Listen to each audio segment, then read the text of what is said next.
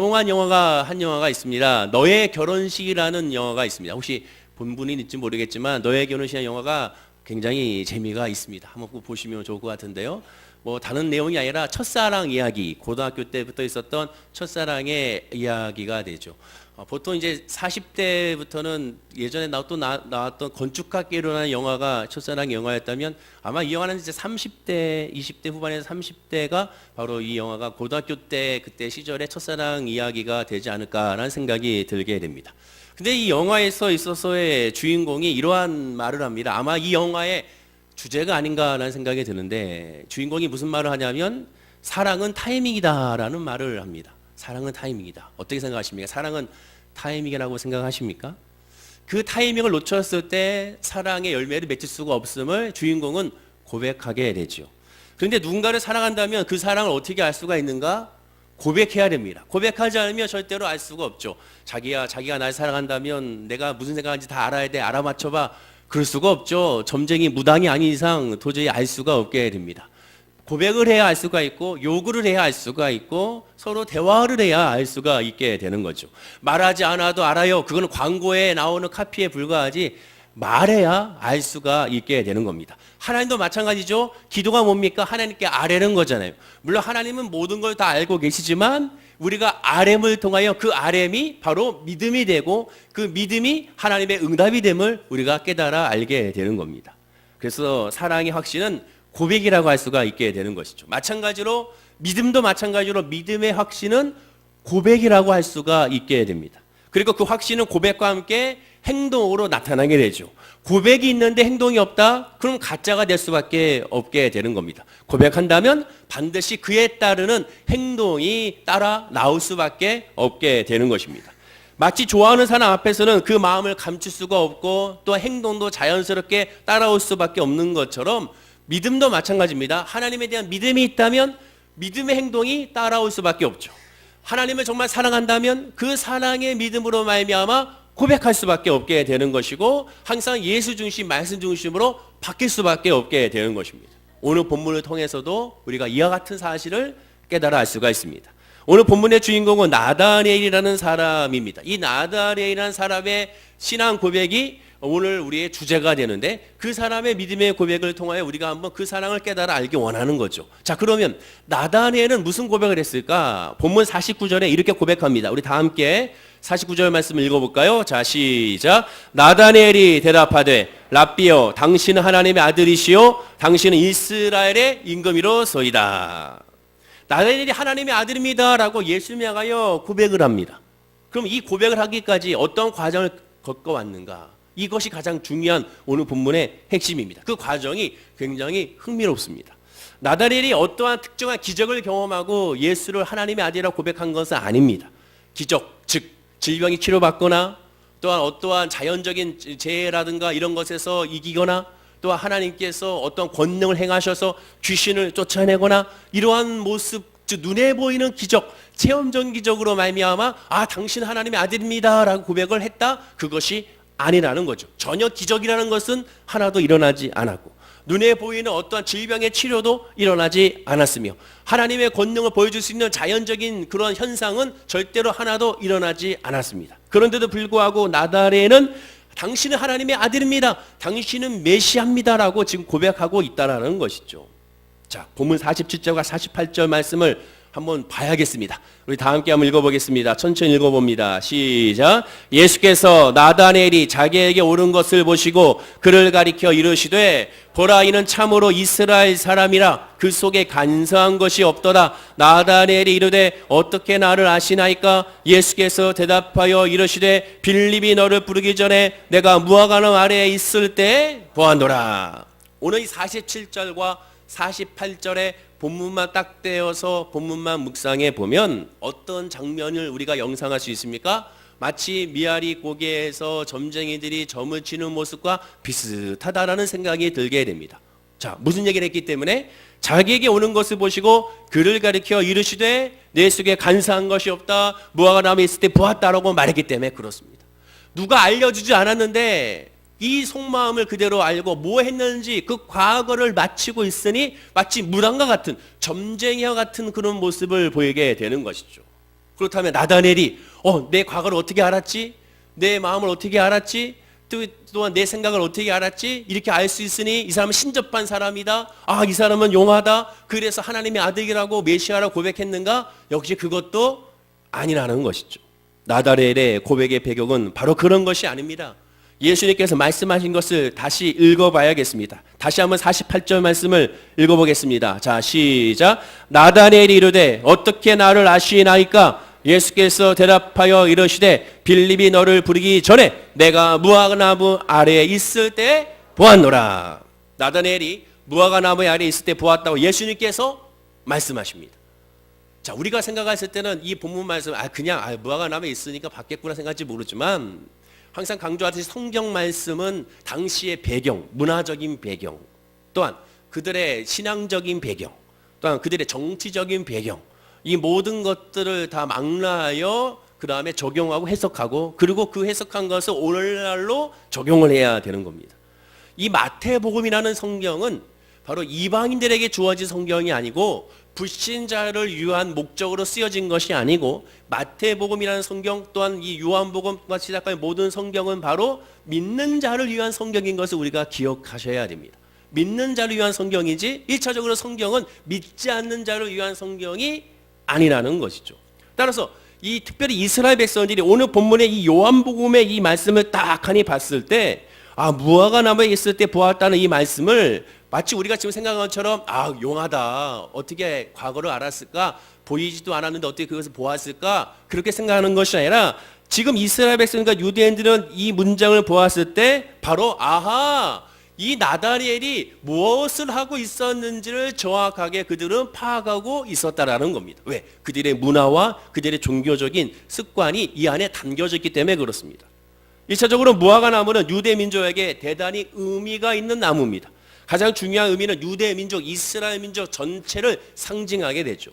특별히 이스라엘 민족을 상징하는 나무가 두 나무가 있는데 하나는 무화과나무고 두 번째는 포도나무가 됩니다.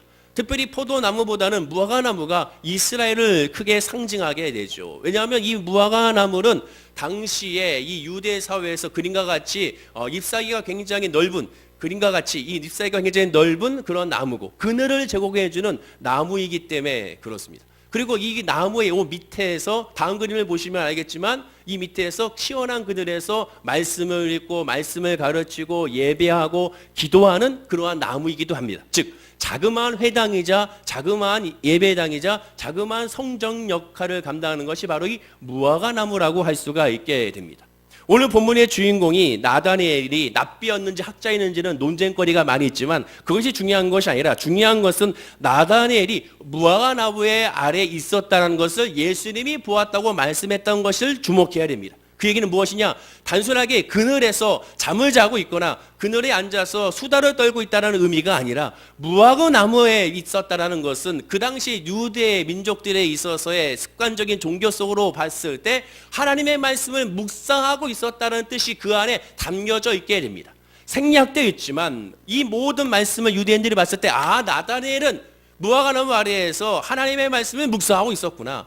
즉 예수님도 네가 하나님의 말씀을 묵상하고 있는 것을 내가 보았다라고 예수님은 무화과나무 아래에 있음을 내가 보았다라고 말씀하는 것을 통하여 해석할 수가 있게 되는 겁니다.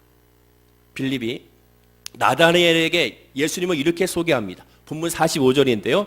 우리 다 함께 한번 읽어볼까요? 자, 시작. 빌립이 나다니엘을 찾아 이르되 모세가 율법에 기록하였고 여러 선지자가 기록한 그 일을 우리가 만났으니 요셉의 아들 나사렛 예수니라.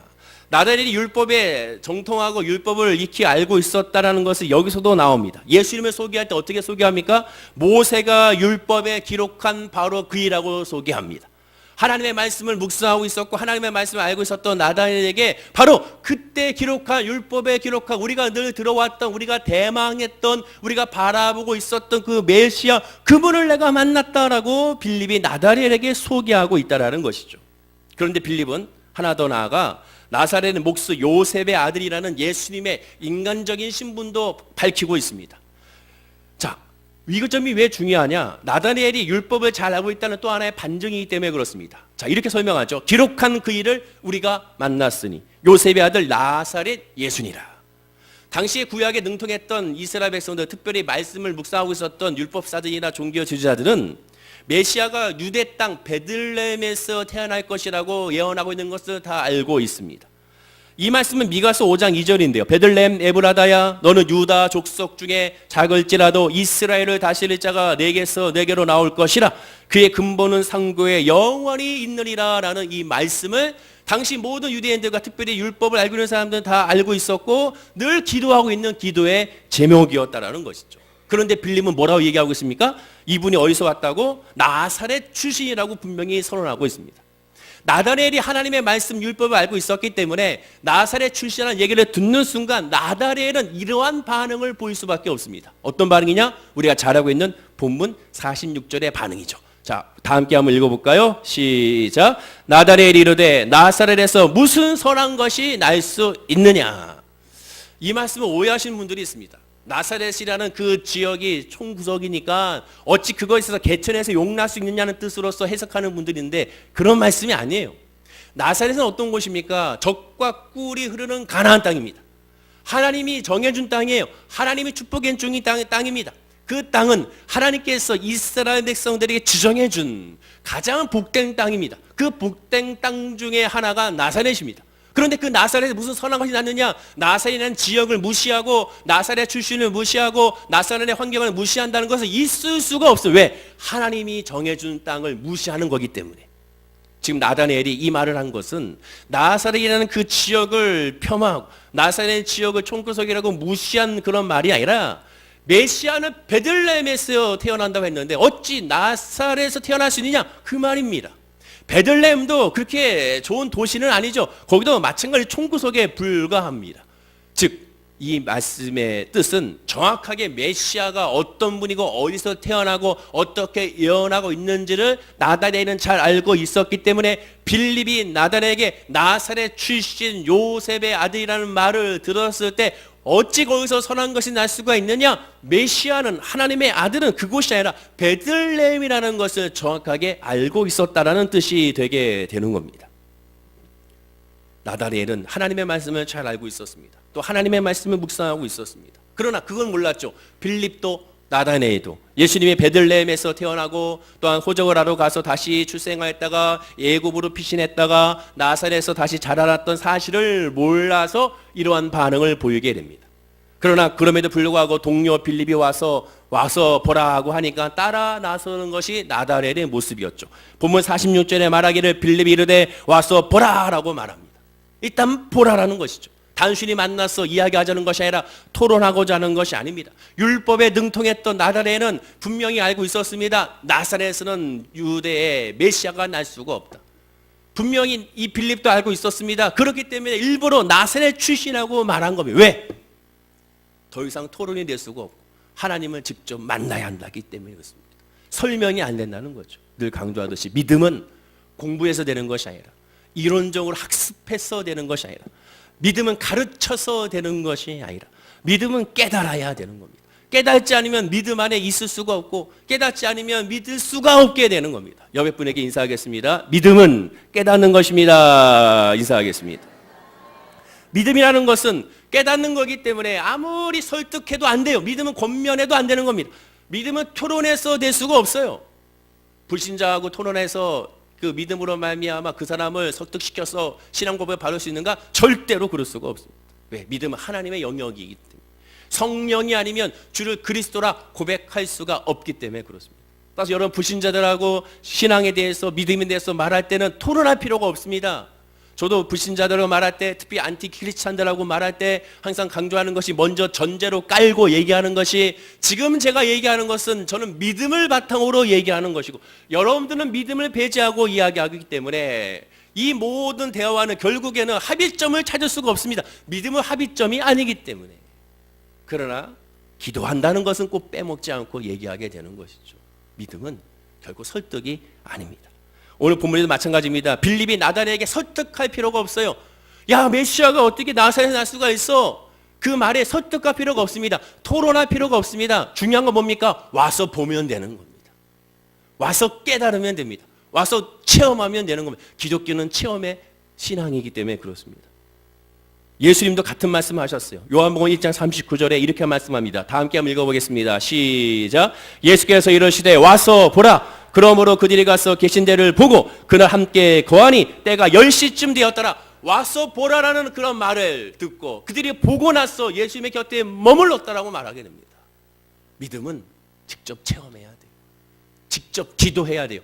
기도해야 되고 예배해야 되고 찬양해야 됩니다. 내가 성전에 와야 됩니다. 내가 하나님 앞에 엎드려야 됩니다. 내가 아니고 내 부모님이 엎드린다고 되는 것이 아니에요. 중보기도라는 것은 그 환경과 그 마음을 열어주기 위한 중보기도지, 환경으로 인도해주는 기도지만 그 중보기도 자체가 응답이 아닙니다. 스스로가 주님을 부르짖어야 되고 하나님을 만났을 때 하나님의 역사가 이루어지게 되는 것이죠. 믿음은 강요가 아니기 때문에 그렇습니다. 제가 목사라고 해서 제 아들과 제 딸이 무조건 예수 믿을 수 있는가?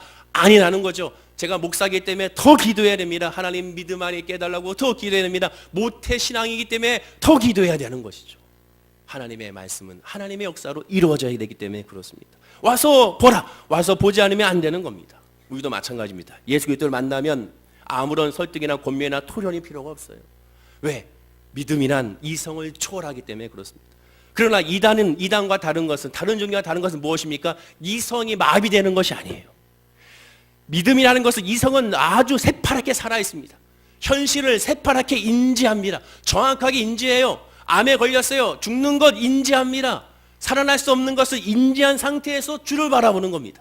사업이나 또한 이 직장이나 우리 모든 환경도 마찬가지입니다. 모든 것을 철저하게 인지합니다. 그런데 믿어지는 거예요. 아무리 내 마음 가운데 안 믿으려 해도 믿어지는 겁니다. 그것이 믿음이에요. 현실을 봤을 때는 안 돼요. 그런데 믿어지는 거예요. 홍해를 건너라고 합니다. 도저히 건널 수 없어요. 내 이성으로는 안 된다고 얘기하는데 내가 지금 걷고 있는 겁니다. 그것이 믿음입니다. 그러나 이단과 사이비는 어떻습니까? 이성이 마비가 되는 거예요. 이성이 고장났어요. 상식이 고장났어요. 그러나 믿음이란 살아있는 상태에서 현실을 뿌리박힌 그 상태에서 하나님의 영성이 솟아나는 것이 믿음임을 기억해야 될 줄로 믿습니다. 주변 가운데 믿음이 좋다고 하는데 현실을 무시한다? 그 사람 믿음이 좋은 것이 아니에요. 잘못된 믿음입니다. 철저하게 인지한 상태에서 그것을 믿음의 발탕으로 바라보는 것, 그것이 건전한 믿음이고 예수 안의 믿음임을 기억해야 될 줄로 믿습니다. 따라서 예수 그리스도의 믿음 안에서 먼저 제자가 되었던 빌립으로서는 벌써 예수님의 권능과 예수님의 은혜를 체험했습니다. 빌립도 똑같았습니다. 예수님의 말씀을 들었잖아요. 와서 보라. 빌립도 와서 봤더니, 처음에 의심했던 예수님을 만났더니, 처음에 의심했던 예수님의 음성을 들었더니, 그 말씀을 들었더니 예수님의 눈을 보고 예수님의 모습을 보고 예수님의 음성을 듣고 예수님과 가까이 했더니 예수가 메시아라는 것을, 하나님의 아들이라는 것을 그가 깨달았고 그의 사랑하는 친구에게 달려가서 그 소식을 전하게 됩니다. 이것이 믿음이라는 거죠. 믿음 안에 있으면 전도해라 하지 않아도 내가 은혜 안에 있으면 전도하게 되어 있어요. 내가 하기 싫어도 나도 모르게 말이 나옵니다. 왜? 내가 체험하고 내가 은혜 안에 거했기 때문에 그렇습니다. 누구처럼? 빌립처럼. 자, 그런데 나다넬이 예수님부터 들은 첫 마디가 무엇이었는가? 이것이 중요합니다. 본문 40절 후반절입니다. 우리 다 함께 한번 읽어볼까요? 자, 시작. 보라, 이는 참 이스라엘 사람이라 그 속에 간사한 것이 없도다. 예수님을 처음 만났어요. 처음 만나는데 예수님께서 듣는 음성이, 야, 내가 구원을 받았다 이런 소리를 먼저 듣는 것이 아니라, 내가 이제 의심했으나 나를 믿음으로 말미암아 내 제자가 되어라, 이것이 아니라 나를 따르라 이런 음성도 아니라, 이는 참 이스라엘 사람이라 그 속에 간사함이 없다라고 말씀했던 것이, 그것이 이상한 겁니다. 이 말씀이 단순하게 나다넬을 정직한 사람, 성실한 사람, 또한 순수한 사람, 이러한 칭찬의 말인가? 이런 칭찬의 말이 아닙니다. 저는 문맥을 한번 보십시오. 하나하나 읽어보십시오. 그 과정 가운데 왜 예수님 이 말씀하셨는지를 이해할 수가 있습니다. 특별히 참 이스라엘 사람이라 말합니다. 이스라엘 사람이라는 건 무엇이냐? 나라를 말하는 것이 아니라 이스라엘을 말합니다. 이 사람은 이스라엘 사람이다라고 지금 말하고 있어요. 이스라엘 누구예요? 야곱이잖아요. 야곱이 하나님의 만남으로 말미암아 어떻게 변했습니까? 이스라엘이라는 이름으로 바뀌게 되죠.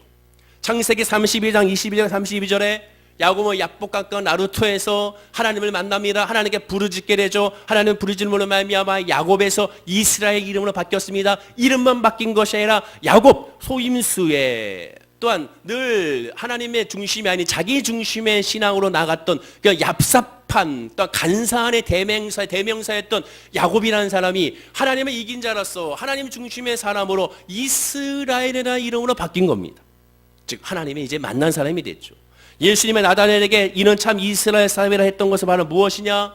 바로 야곱 같은 사람이 되었다, 이스라엘이 되었다고 선포하고 있게 되는 겁니다. 창세기 32장 26절에 야곱은 야복강가에서 천사와 씨름할 때 이렇게 말합니다. 당신이 내게 축복하지 아니하면 가게 하지 아니하겠나이다. 하나님이 나에게 복을 주지 않으면 가게 하지 않겠나이다. 하나님이 나에게 주셨던 장자권의 은혜와 그 축복에 대한 확신을 주지 아니하면 나는 가지 않겠나이다라고 하나님과 씨름하면서 그 손을 놓치지 아니하고 환도뼈가 어긋날 정도로 그는 끝까지 부르짖었던 것을 보게 됩니다.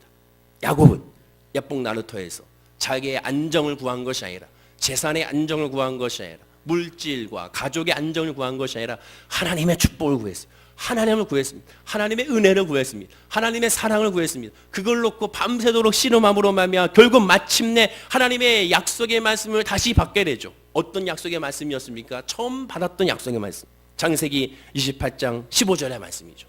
다 함께 한번 읽어볼까요? 자, 시작. 내가 너와 함께 있어 내가 어디로 가는지 너를 지키며 너를 이끌어 이 땅으로 돌아오게 할지라. 내가 내게 허락한 것을 다 이루기까지 너를 떠나지 아니하리라 하신지라.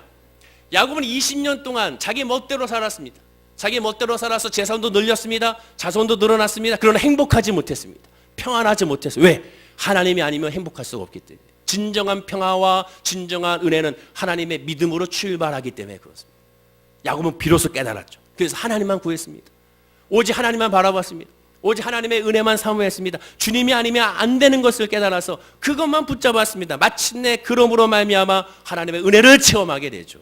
요한복음 8장 56절에 너희 조상 아브라함은 나의 볼 때를 즐거워하다가 보고 기뻐했다고 말합니다. 아브라함도 마찬가지였죠. 아브라함으로 바뀌는 과정이 창세기에 있는 아브라함의 이야기가 되죠. 야곱도 마찬가지죠. 야곱에서 이스라엘로 바뀐 하나님의 사람으로 바뀌는 내용이 바로 창세기의 말씀인 것을 보게 되는 겁니다.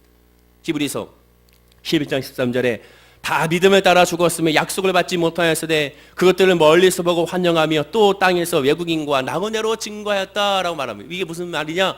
예수 그리스도의 메시아를 직접 만나지 못했으나 예표로서 그 은혜를 체험했다는 겁니다.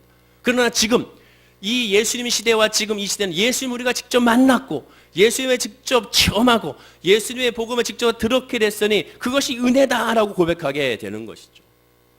예수님께서 이 나다렐에게 왜 이 얘기를 했는가? 그것은 바로 야곱과 똑같은 모습을 지금 나다렐이 보이고 있었다는 겁니다. 다른 사람들은 몰라요. 제자들은 모릅니다. 누구 알고 있습니까? 예수님과 나다넬만 알고 있어요. 그 무화과나무 밑에서 그가 무슨 생각을 했는지, 무엇을 바라고 있었는지, 무엇을 가지고 기도했었는지 다른 사람은 몰라도 바로 예수 그리스도는 알고 있었다는 겁니다. 야곱의 야복 강가에서 그가 씨름했을 때 누구랑 씨름했습니까? 가족과 씨름했습니까? 아니죠. 친구와 함께 씨름했습니까? 아닙니다. 어느 누구도 도와주지 못했습니다. 스스로 혼자 남았을 때 하나님의 사자를 만남으로 말미암아 씨름함으로 말미암아 은혜를 받게 된 것이죠. 마찬가지예요. 성경에 생략되어 있지만 나다넬이 야곱과 같이 오직 한 가지만 바라보고 씨름하고 있었다는 거예요. 어디에서? 무화과 나무 아래서. 그 무엇입니까? 하나님에 대한 대망, 하나님을 만나고 싶은 모습, 하나님의 은혜를 갈망하는 모습, 메시아를 갈망하는 모습, 하나님의 은혜를 깨닫고자 하는 그런 모습이, 즉 하나님을 바라보는 열정과 열망이 무화과 나무 안에서 있었고, 그 모습을 네가 나를 바라고 하는 그 마음의 모습을 예수님은 보았더라고 말씀하시면서 이는 참 이스라엘 사람이다. 너도 이제 야곱이 아닌 이스라엘 사람이 했다. 이스라엘로 바뀌었다라는 축복의 어마어마한 은혜의 말씀을 나다넬에게 지금 전하고 있는 겁니다. 사람들은 몰라요. 다른 사람은 몰라요. 오직 나다넬과 예수님만 알고 있었다는 거죠. 성경에 나와 있지 않지만 나다넬은 분명히 창세기 28장과 또한 창세기 32장에 야곱의 사건을 묵상하고 있었을 것입니다. 그 증거가 뭡니까? 예수님의 답변을 통해서 알 수 있어요. 그가 그것을 묵상하면서 나도 야곱처럼 은혜를 주십시오. 나도 야곱처럼 이스라엘로 변화시켜 주십시오. 나도 주님을 만나기 원합니다라는 간절함이 있었기 때문에 예수님이 나다넬에게 응답한 것은 그 야곱을 빗대어 이스라엘을 빗대어 예수님은 말씀에 대답을 주신 겁니다. 증거 중에 하나가 오늘 본문 51절입니다. 자, 51절 말씀을 읽어보겠습니다. 시작. 또 이르시되 진실로 진실로 너에게 이르노니 하늘이 열리고 하나님의 사자들이 인자의 오르락 내리라는 것을 보리라 하시니라. 이게 누구에게 한 겁니까? 나다나엘에게 응답한 거예요. 왜 갑자기 생뚱맞게 이 말씀하셨습니까? 이 말씀 어디서 나옵니까? 야곱이 예수님을 처음 베델에서 만났을 때 했던 환상입니다.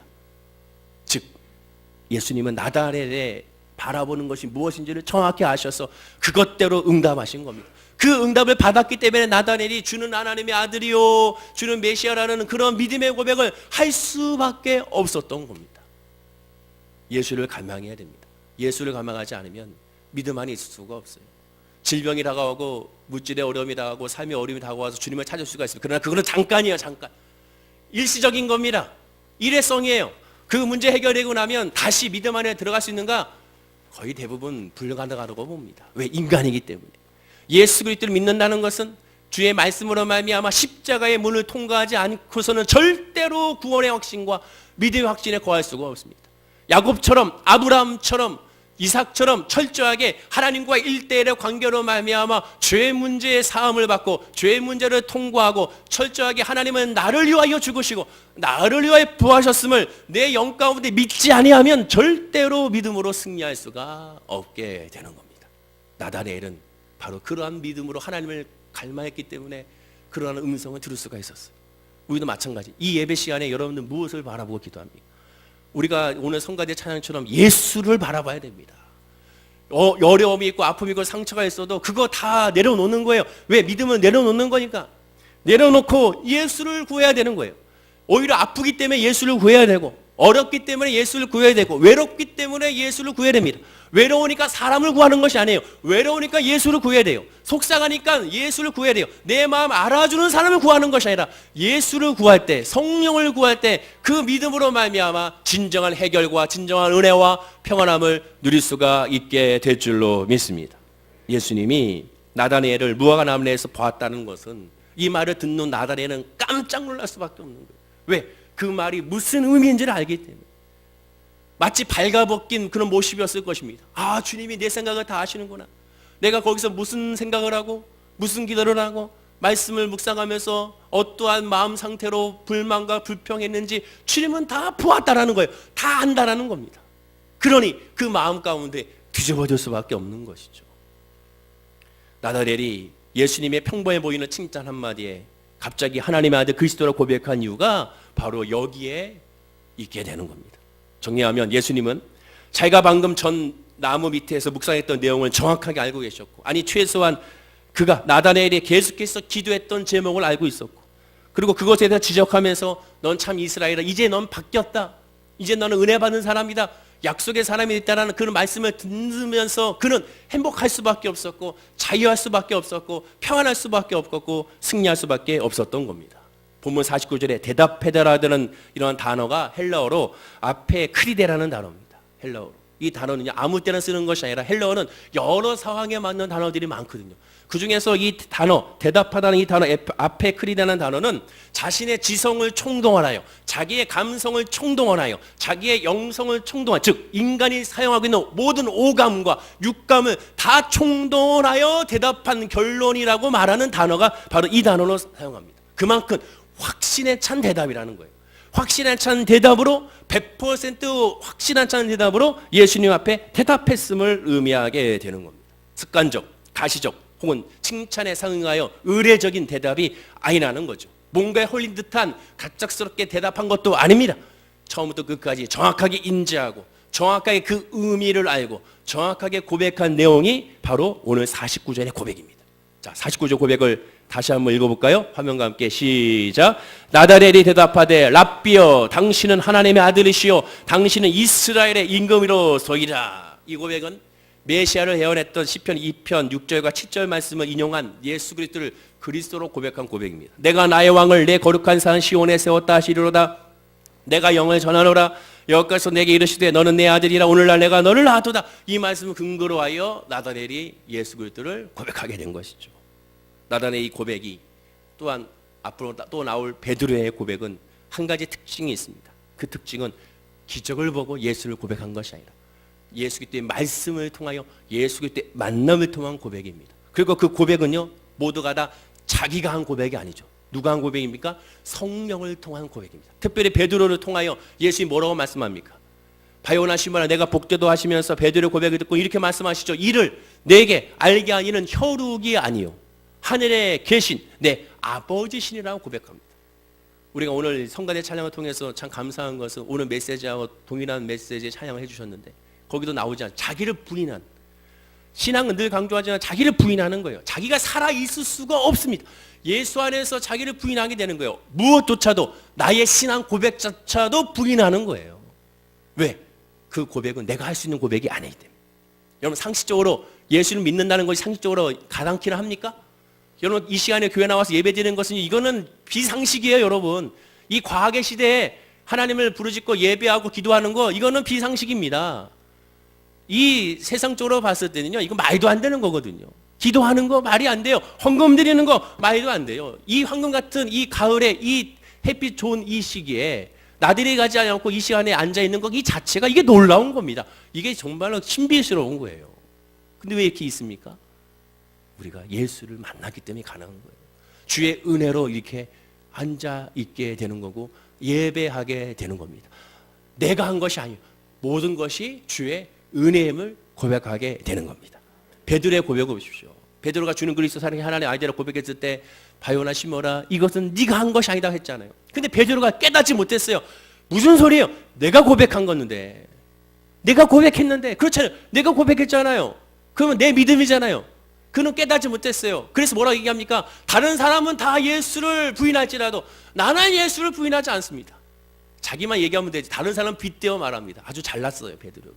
다른 사람은 다 부인할지라도 나는 예수를 부인하지 않아요. 왜? 자기는 주는 그리스도시요 살아계신 하나님의 아들이라 고백한 사람이라는 거죠. 나는 이런 사람이라는 거죠. 근데 예수님이 뭐라고 합니까? 네가 닭을 울기 전에 나를 3번 부인하리라. 예수님 그 말에 베드로는 믿지 않았지 않습니까? 그럼 어떻게 됐어요? 정말로 닭이 울기 전에 3번 예수를 부인하다. 어떻게 부인합니까? 그냥 부인이 아니라 저주까지 하지 않습니까? 철저하게 저주하고 부인했습니다. 그러고 나서 예수님을 다시 부활한 예수를 만났어요. 예수님 만나서 예수님 뭐라 합니까? 바요나 시모나 네가 나를 사랑하느냐? 네, 내가 주님을 사랑하는지 주께서 하시나이다. 바요나 시모나 내가 나를 사랑하느냐? 내가 주님을 사랑하는 주께서 하시나이다. 바요나 시모나 내가 나를 사랑하느냐? 주께서 하시나이다. 베드로가 뭐라고 고백합니까? 네, 주님을 사랑합니다. 고백했습니까? 아니죠. 왜 그렇게 고백했습니까? 신앙 고백마저도 내가 하는 것이 아님을 알았기 때문에 그렇게 고백한 거예요. 3번의 부인을 통하여 3번의 고백을 통하여 그의 심리적인 안정과 치료를 해준 것이 아니에요. 복음은 심리치료가 아닙니다. 복음은 영적인 치료예요. 완전한 치료입니다. 이 베드로가 고백한 것은요, 주께서 아시나이다. 내가 주님을 사랑한 것도 내가 할 수 있는 것이 아니라 주님이 아시는 겁니다라고 이제 깨닫는 거예요. 그래서 그 자리에서 3번의 예수님의 사랑의 고백에 대하여 내가 할 수 없습니다. 주께서 하십니다. 주님이 인도해 주십시오. 주님께 이 나의 신앙 고백마저도 맡깁니다. 그 고백을 베드로가 한 거예요. 주변에 있는 제자들은 몰랐을 겁니다. 왜? 베드로와 예수님의 관계를 모르니까. 오늘 말씀도 마찬가지로 나다나엘과 예수님의 이 대화를 통해 몰랐을 겁니다. 왜? 그 안에 있는 깊은 영적인 관계를 모르니까. 여러분들이 이 시간에 예배하고 기도하는 것, 여러분의 가족들, 불신자 가족은 모를 겁니다. 왜? 그 마음을 모르니까. 우리가 알아야 될 것은 처음부터 끝까지 예수가 은혜가 아니면 안 된다는 겁니다. 예수의 은혜가 아니면 고백할 수 없고 예수의 성령의 간섭이 없으면 도저히 살아갈 수가 없는 것이 바로 저와 여러분임을 기억해야 될 줄로 믿습니다. 그럼 뭘 고백하고 무엇을 구해야 됩니까? 예수를 구해야 되죠. 그러니 성령을 구해야 되죠. 그래서 믿을 때 성령 받아야 되는 이유가 여기 있는 겁니다. 왜? 믿음의 출발은 예수이기 때문에 그렇습니다. 오늘 나다나엘처럼 예수를 고백하기를 간절히 축원해 드립니다. 그러기 위해서는 말씀도 가까이 해야 되고 성령의 인도함을 구해야 됩니다.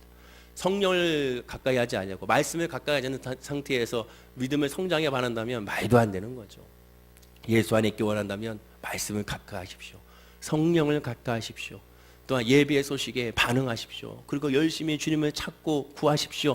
나다리엘이 평상시에 하나님을 향한 열망과 갈망이 있었기 때문에 이러한 응답을 받을 수가 있었던 겁니다. 야곱이 하나님을 향한 갈망이 있었기 때문에 이스라엘이라는 이름으로 바뀔 수가 있었던 겁니다.